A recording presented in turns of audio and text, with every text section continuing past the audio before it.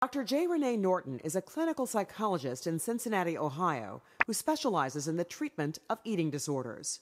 In this interview with journalist Dayna Eubanks, Dr. Norton talks about effective, alternative outpatient treatment for anorexia.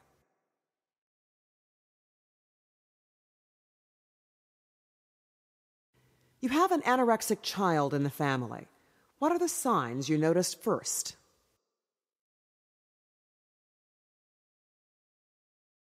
Well, you notice that she's losing weight like crazy. And it finally dawns on you, this is not just a diet she's on, this kid is in trouble. Mm-hmm. And so depending upon how much trouble she's in and how much weight she's lost, the advice you are likely to get if she's had a severe weight loss, let's say she's down to 79 pounds, is you need to get her inpatient. You have a unique approach. What do you recommend for treatment?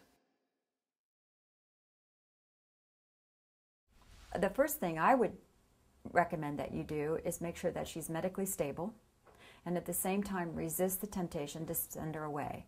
Sending her away to an inpatient treatment facility just, in my opinion, doesn't work very well.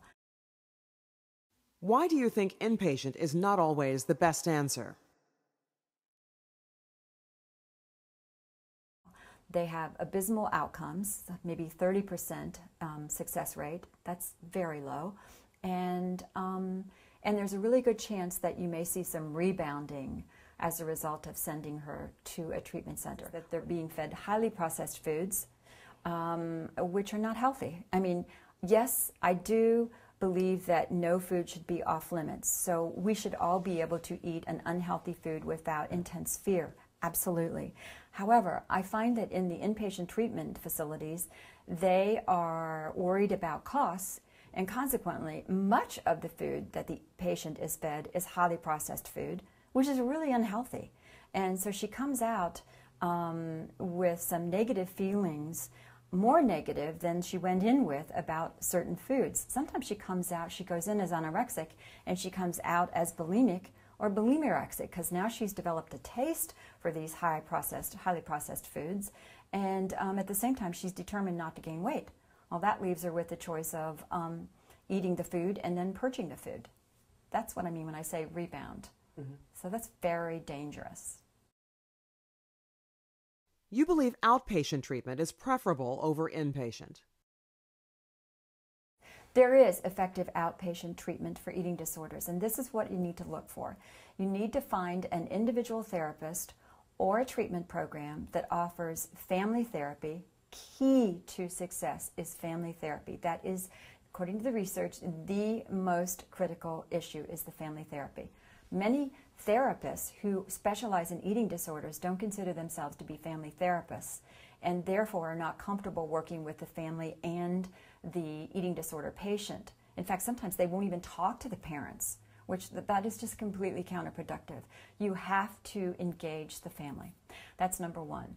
Number two, you want a therapist who is willing to work intensively with the patient. That might mean seeing her 3 or 4 times a week and maybe eating meals with her or preparing meals with her or working with her on making it through a grocery store. Most therapists, traditional therapists, would see that as a boundary violation and would never do it.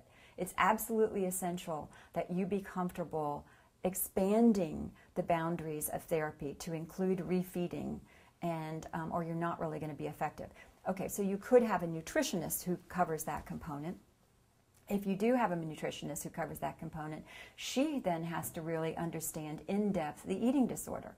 If she just understands the nutrition piece and doesn't understand the eating disorder, she can do more damage than good. If story after story about the nutritionist causing more problems than she resolved.